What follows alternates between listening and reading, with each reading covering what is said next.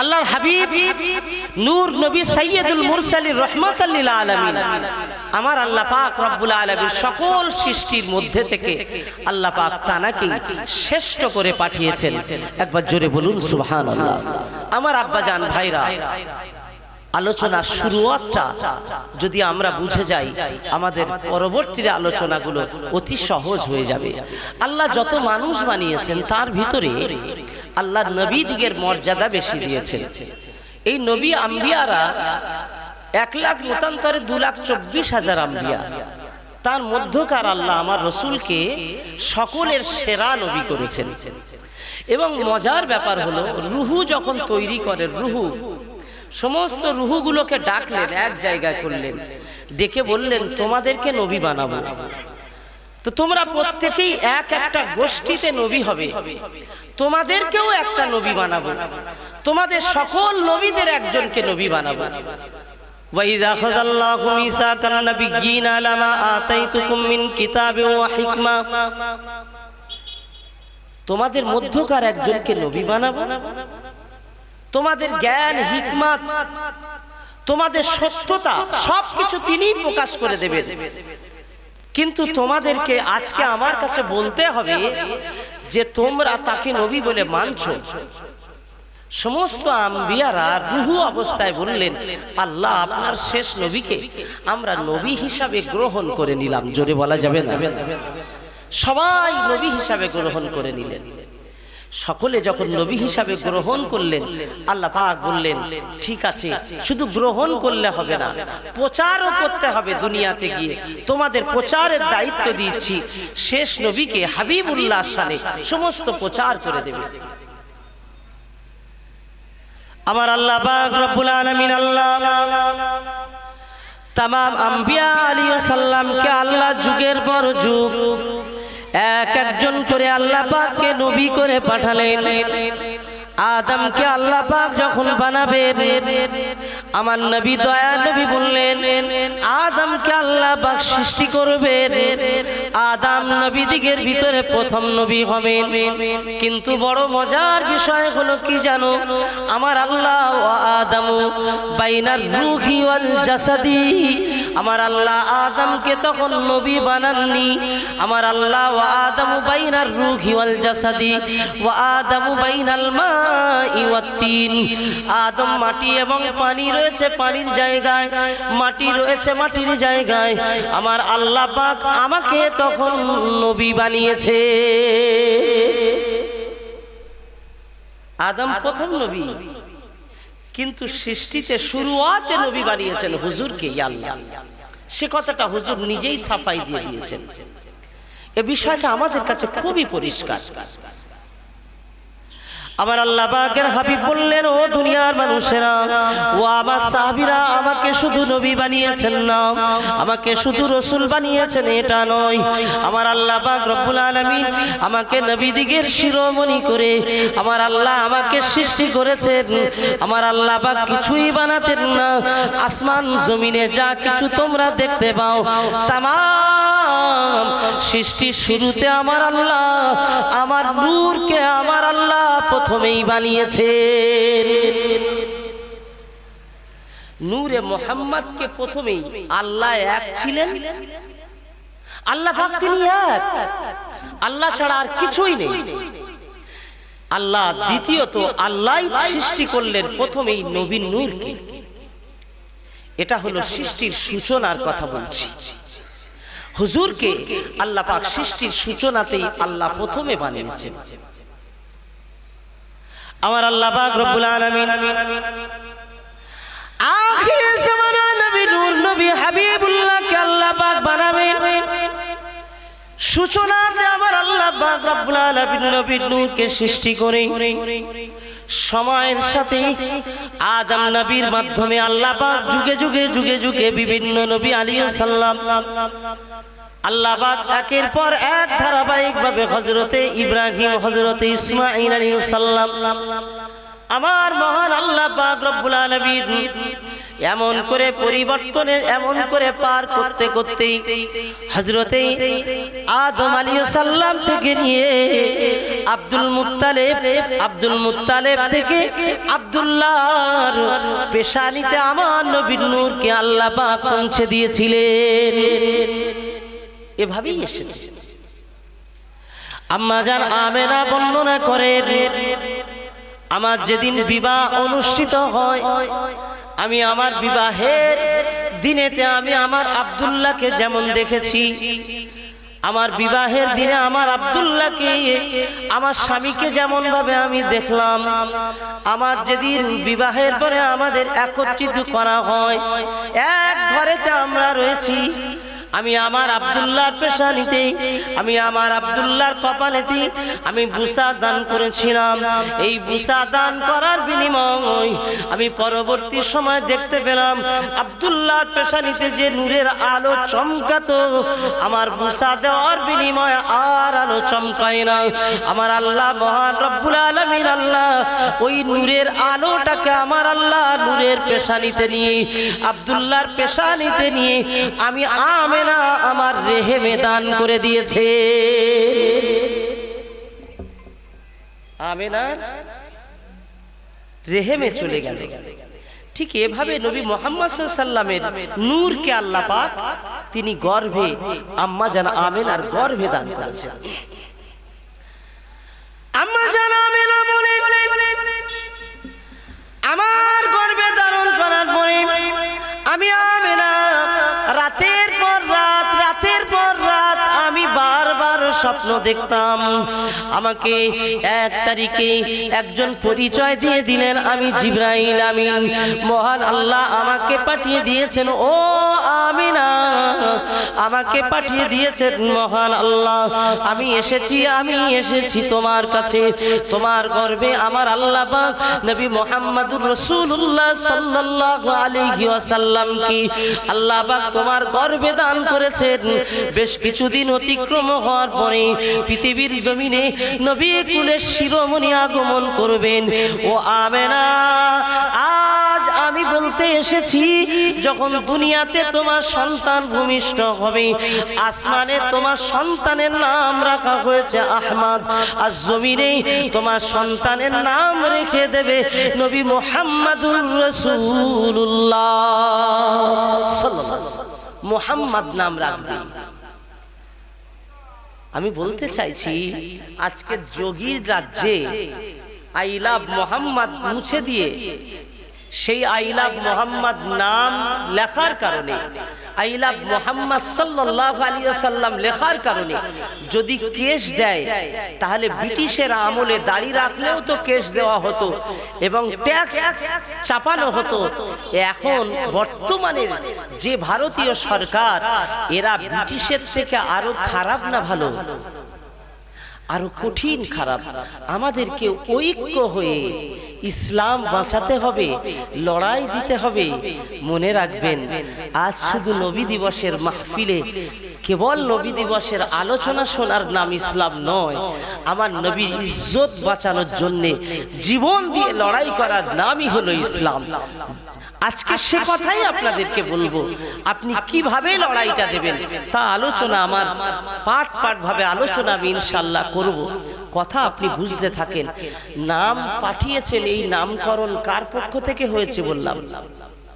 একবার জোরে আওয়াজ দিয়ে বলুন। জিবরাইল আমিন আমিনাকে বললেন আল্লাহ নাম বলে পাঠিয়েছে, ভূমিষ্ঠ হওয়ার পরে তুমি নাম রাখবে মুহাম্মদ সাল্লাল্লাহু আলাইহি ওয়াসাল্লাম। যে আল্লাহ নাম বলে পাঠালেন জিবরিলের দ্বারা, সেই নাম আমি আপনি দুনিয়ার কোনো মানুষ যদি মুছে দিতে চায়, এটা কি মুছে যাবে বলে কি মনে হয়? মুছবে না। আমরা আমাদের ছোটবেলা থেকে এরকম দিন দেখিনি। আজকে যা আমাদের দেখতে হচ্ছে, কষ্টে বুক ফেটে যাচ্ছে। আসলে তো ক্ষমতা নেই। ক্ষমতা থাকলে ক্ষমতার শক্তি দিয়ে লড়াই করাটা সহজ হয়, কিন্তু আমরা এমনই দুর্বল, আমরা ক্ষমতা অর্জন করব সেই মানসিকতাটাও হারিয়ে ফেলেছি। আমি আপনাদেরকে বলবো, ক্ষমতা ছাড়া ইসলাম প্রতিষ্ঠিত করা সম্ভব হবে না। ক্ষমতা আপনাকে অর্জন করতেই হবে। আল্লাহ পাকের নবী দয়া নবী হাবিবুল্লাহ দুনিয়াতে আগমন করবেন।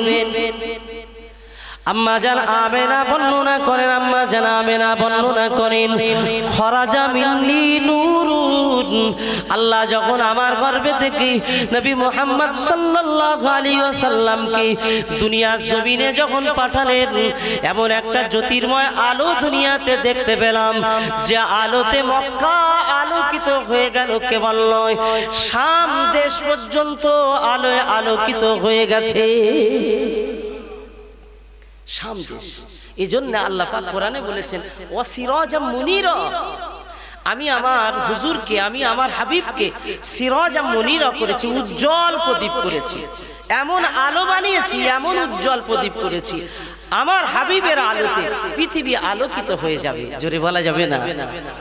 আলোকিত হয়েছে না হয়নি? দুনিয়া আলোকিত হয়ে যাবে। আল্লাহর হাবিবকে উজ্জ্বল আলো করেছেন। সেই হাবিবের আলোচনা আজকে আমরা বসেছি, কিন্তু আমাদের মতোই এক শ্রেণীর মানুষ, আমাদের মতোই দেশ দাস টুপিধারী এই ইসলাম পন্থী বলে দাবিদার, বলছে নবীর আলোচনাতে মাহফিল করা যাবে না, স্মরণে কোনো অনুষ্ঠান করা যাবে না, নবী দিবস করা যাবে না। আমি অন্যের বলার তুলনায় এদের নিয়ে মাঝে মাঝে ভাবি যে আসলে আল্লাহ পাক কত রকম মানুষ পাঠিয়েছেন, এই মানুষগুলো নবীর দুশমন এভাবেই কেন হয়ে গেল? নবীর দুশমন এরা এভাবে কেন হলো? নবীর আলোচনা করলে বেদাত হয়ে যায়। তাদের বক্তব্য যে নবীর জামানায় সাহাবীরা করেননি, তাবিনরা করেননি, তা তোমরা কেন করবে? আমার সোজা বক্তব্য, ও বিষয়ে লম্বা সময় দেওয়ার সময় নেই, তাই সোজা কথা, নবীর জামানায় যেটা হয়নি তুমি বলছো, কিন্তু আল্লাহর হাবিব তিনি তার আগমনকে কেন্দ্র করে প্রত্যেক দিন সোমবার করে রোজা রাখতেন। জোরে বলা যাবে না? আর একটু জোরে বলা যাবে না? কিবার? সোমবার দিন রোজা রাখতেন। আল্লাহর হাবিব এক তারিখে শুক্রবার সাহাবাদেরকে বললেন, ও আমার সাহাবীরা, আজকে ঈদের দিন। সাহাবীরা জিজ্ঞাসা করলেন, ও হুজুর আজ তো শুক্রবার। হুজুর আবার জবাব দিলেন, হ্যাঁ আজ সাপ্তাহিক ঈদের দিন। সাহাবীরা বললেন, ইয়া রাসূলুল্লাহ, হাবিবাল্লাহ, আজকের ঈদের দিন কেমন হয়? কেন আজকে ঈদের দিন হয়ে গেল? আল্লাহর হাবিব ওই সময় বললেন, খুলিকা ফিহি আদম, আমার আল্লাহ পাক আজকের দিনে শুক্রবার আমার আল্লাহ আদমকে সৃষ্টি করেছেন। আদম সৃষ্টি হওয়ার কারণে এই দিনটাকে খুশির দিন বানিয়েছেন। ও আমার হাবিব, ও আমাদের হাবিব নবী মুহাম্মদুর রাসূলুল্লাহ সাল্লাল্লাহু আলাইহি ওয়াসাল্লাম, হুজুর আমাদের করণীয় কি বলুন? সাহাবীদেরকে ওই সময় বলেছিলেন, ও আমার সাহাবীরা, আজকে করণীয় দিন হলো বেশি বেশি করে দরুদ শরীফ পাঠ করবে, আজকে সুন্দর জামা কাপড় পরে নেবে, আজকে সুরমা পরবে, আতর মাখবে, সুরমা আতর পরে সুন্দর জামা কাপড় পরে তোমরা ইবাদতের জন্য তৈরি হয়ে যাবে। আর তোমরা বেশি বেশি করে আদম নবীর সম্মানের খাতিরে আমি রাসূলুল্লাহ আমার দরুদ পাঠ করবে। সাহাবীরা বললেন, ইয়া রাসূলুল্লাহ, ইয়া হাবিবাল্লাহ, হুজুর আপনার দরুদ কেন, আপনার শানে দরুদ কেন? সাহাবীদেরকে জবাব দিলেন, ও আমার সাহাবীরা, আদম নবীর জন্য সম্মান হলো আমি হাবিবুল্লাহ আমার শানে দরুদ, আমার শানে দরুদ যত তোমরা পাঠ করবে আদম নবীর ইজ্জত তত বেড়ে যাবে, আদম নবীর সম্মান বেড়ে যাবে। আমার হাবিবুল্লাহ বললেন, শুক্রবার যখন আসে সাপ্তাহিক ঈদের দিন হয়ে যায়, বছরে 52টা শুক্রবার হয়, আল্লাহ পাক 52টা দিন আমাদের কাছে ঈদের দিন বানিয়েছেন। 52 দিন ঈদ, আরো দুটো ঈদ, ঈদুল ফিতর, ঈদুল আযহা। আল্লাহ পাক রব্বুল আলামিন 54 দিন ঈদের দিন বানালেন। এবার আপনাদের কাছে আমি মজার কথা বলি, আল্লাহ পাক কোরআনের আয়াত নাযিল করলেন আরাফার ময়দানে। বিদায় হজে হাবিবুল্লাহ বিদায় হজে তিনি ভাষণ দিচ্ছেন, আলোচনা করছেন সাহাবীদের মাঝে। ও আমার সাহাবীরা, আল্লাহ পাক কোরআনের আয়াত নাযিল করেছেন, আল-ইয়াওমা আকমালতু লাকুম দীনাকুম ওয়া আতমামতু আলাইকুম নি'মাতি ওয়া রাদিতু লাকুমুল ইসলাম দীনা। ইসলামকে আল্লাহ আজকে পরিপূর্ণ করে দিয়েছে। আরাফার ময়দানে এই রকম একটা খবর এসে হুজুরের কাছে পৌঁছেছে, আজকে ইসলাম পরিপূর্ণ হয়ে গেছে। একবার বলুন না সুবহানাল্লাহ। 1 লাখ 2 লাখ মতান্তরে 24,000 যত নবী এসেছেন, ইসলাম পরিপূর্ণ এতদিন হয়নি। আজকে হুজুরের বক্তব্যের সময় আরাফার ময়দানে ইসলাম পরিপূর্ণ হয়ে গেল, এই খবর আল্লাহর পক্ষ থেকে এসেছে। এটা খুশি না খুশির না? শুধু ইসলাম পরিপূর্ণ হলো না, ওয়ারাদিতু লাকুমুল ইসলাম দীনা, আমি দ্বীন হিসাবে ইসলামকেই কবুল করেছি। এবং আল-ইয়াওমা আকমালতু লাকুম দীনাকুম ওয়া আতমামতু আলাইকুম নি'মাতি। ওগো আমার হাবিব, জানো আজকের দিনে আমি যত নিয়ামত দুনিয়াতে প্রয়োজন আছে সব নিয়ামত দিয়ে দিলাম, একটাও নিয়ামত আমি বাকি রাখছি না, সব নিয়ামত দিয়ে দিলাম। আমি আল্লাহ পাক ইসলামের জন্য যা যা নিয়ামতের দরকার কোন নিয়ামত আর বাকি রাখলাম না, এবং আমি এটাকে কবুল করে নিলাম, ইসলামকে পরিপূর্ণ করে দিলাম। আরো একবার জোরে বলুন না সুবহানাল্লাহ।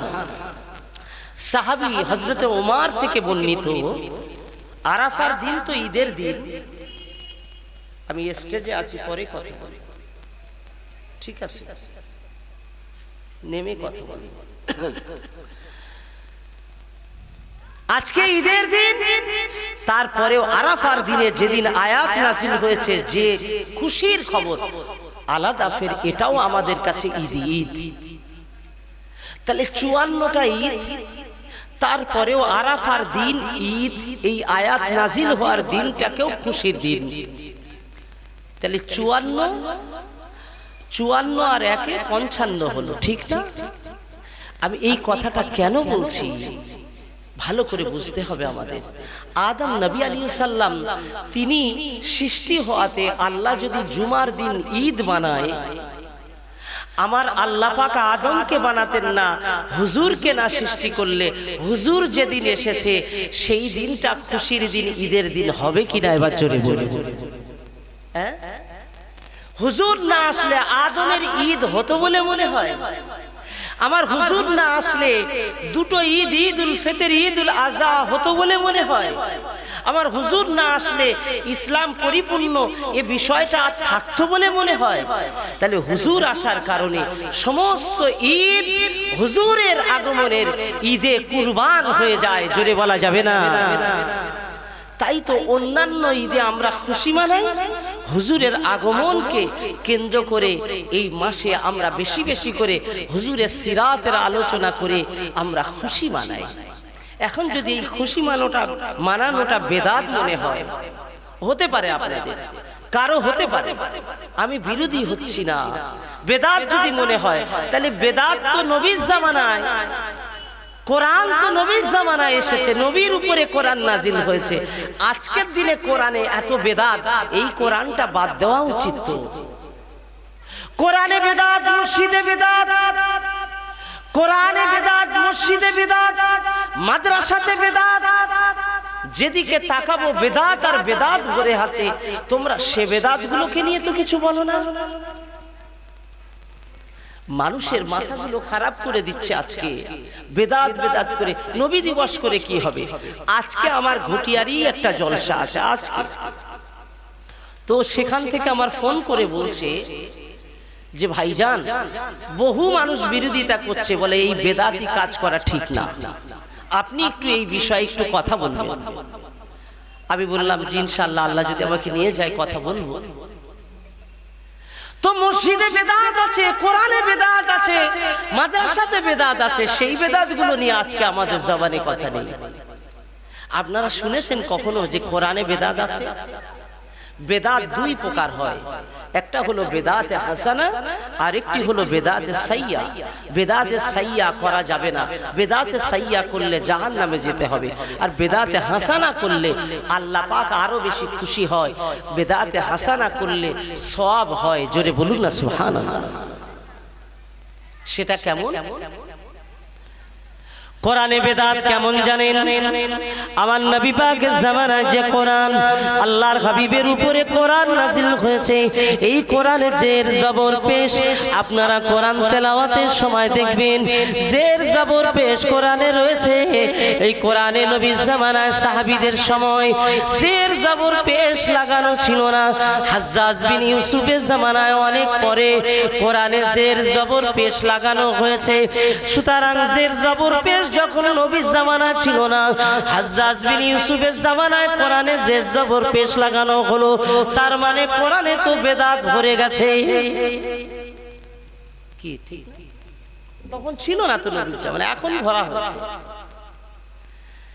এই নওজওয়ানেরা, সোনার মানিকেরা, মনে রাখো আল্লাহ পাকের মসজিদে যে মসজিদে নামাজ পড়ি, মসজিদে নববী, আমার রাসূলুল্লাহর মসজিদে নববী শরীফ থেকে নিয়ে যত মসজিদ নবীর জামানায় আল্লাহ পাকের হাবিব তৈরি করেছেন, কোন মসজিদে নামাজ পড়ার সময় মেহরাব বলতে কিছুই ছিল না। মসজিদে মেহরাব ছিল না, পরবর্তী সময় মেহরাবটা তৈরি হলো। যে মসজিদের মেহরাব, এটা বেদাত। মসজিদে যে দাগ লাগানো আছে দাঁড়াবার জন্য, ওই দাগ দেওয়াটাও তো বেদাত। নবীর জামানায় মসজিদে দাগ ছিল না, নবীর জামানায় মসজিদে মাইক লাগানো ছিল না, মাইক লাগানোটাও তো বেদাত। তাহলে বেদাত আছে না? আছে। এই বেদাতটা দেখতে পাও, ও বেদাত দেখতে পাও না? আল্লাহর হাবিবের জামানায় নবী পাক হাদিস বলে গেছেন, সাহাবীদের জামানায় হাদিস একত্রিত করা হলো না। যে হাদিসের দর্স দেওয়ার জন্য মাদ্রাসাগুলো আমরা দেখি, যেখানে বুখারী খতম হয়, হাদিসের নাম আলাদা আলাদা করে বুখারী, মুসলিম, আবু দাউদ, তিরমিজি। আমার নবীর জামানায় এমন কোন হাদিসের নাম ছিল না। তাহলে হাদিসের ভিতরেও তো বেদাত ঢোকানো হয়েছে। এরা এগুলো বলবে না। আমার নবী দিবস করলে এদের যত জ্বালা। নবীর আলোচনা করা যাবে না, নবীর মাহফিল করা যাবে না। এসব কথাকে রেখে দিয়ে আমি দুটো কথায় ফয়সালা করে দিই। এই প্রসঙ্গ আসলে আমি দুটো কথা ফয়সালা করি, বেশি ফয়সালা করি না। আমাকে যত মানুষ এই কথা বলেন এবং বহু যুবকরা বলেন, হুজুর আপনারাও তো বক্তব্য দেন, কিন্তু এখন সোশ্যাল মিডিয়ায় লক্ষ লক্ষ জনতার সামনে যে সমস্ত হুজুররা বক্তব্য দিচ্ছেন, তাদের জ্ঞান বেশি না আপনাদের? আমি বলি না, হয়তো তাদের জ্ঞান হতে পারে, কিন্তু বড় জ্ঞানী মনে করে জেনে রাখো, ইসলাম এমন একটা বিষয়, জ্ঞানী হলেই যে পাকা ইসলামের আদর্শ তার ভিতরে থাকলো, নবীর পাগল হয়ে গেল, নবীর দিওয়ানা হয়ে গেল, এটা ভাবার কোনো জায়গা নেই। কেন? আজকের যাদেরকে লক্ষ লক্ষ মানুষ নিয়ে বক্তব্য করা দেখছো, বাংলাদেশে এই রকম জঞ্জাল বার হয়েছে, যারা বক্তব্য দিতে গিয়ে বলছেন যে নবী দিবস করা বেদাত, বেদাত, এগুলো চলবে না, এগুলো খারাপই। এই কথা শুনে আমাদের কাছে ডিবেট করছো। আমি শুধু একটা কথাই জবাব দেব, অত জ্ঞান নেই। আমি আপনাদের কাছে এটাও শিক্ষামূলকভাবে বলছি, আমার দাদা হুজুরকে আপনারা মানেন না মানেন না, একবার হাত তুলে বলেন তো দেখি। মানেন না? মানে আলহামদুলিল্লাহ, ফায়সালা তো হয়ে গেল। আমার মুজাদ্দিদের জামান এই কাজটা করেছেন, তিনি কি ভুল করেছেন বলে মনে হয়? এখন আজকের কোন আলেম যদি বলেন যেটা বেদাত, তাহলে আল্লাহ পাক জানাকে মুজাদ্দিদ বানিয়েছেন, তিনি কি বেদাত শিখিয়ে গেলেন আমাদের? না।